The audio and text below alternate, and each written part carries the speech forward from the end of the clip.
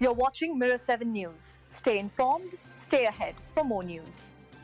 The New York Knicks' preseason matchup against the Washington Wizards on Monday night wasn't exactly one for the highlight reels. In fact, it was a bit of a letdown for anyone who bought a ticket expecting to see the team's stars in action. The Knicks fell hard, losing 120-103, but the real story wasn't the score.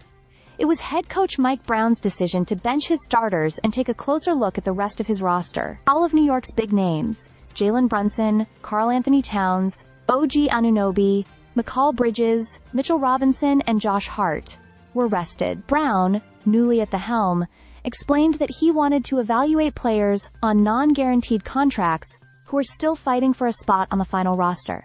As he put it, "We wanted to give some guys extended minutes. They've all been busting their behinds, and making those final decisions is extremely tough." Unfortunately, the performance from the reserves left a lot to be desired.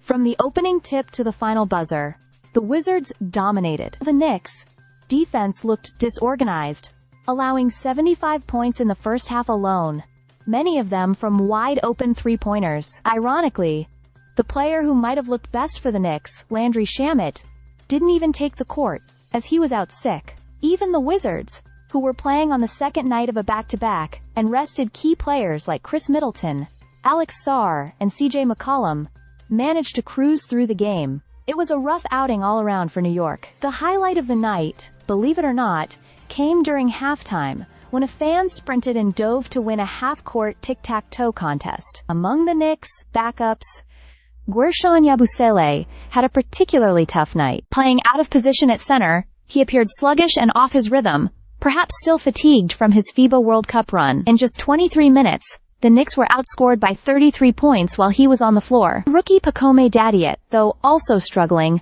was given a bit more grace considering he's only 20 and unlikely to see much action in the regular season. The game also served as a reminder of New York's complicated connection to the Wizards through a 2022 draft day trade. The Knicks still own a protected first-round pick from Washington, one that only conveys if it lands outside the top 8 in 2026. Given that Washington seems to be leaning toward a rebuilding year, that pick could very well turn into a pair of second-rounders instead.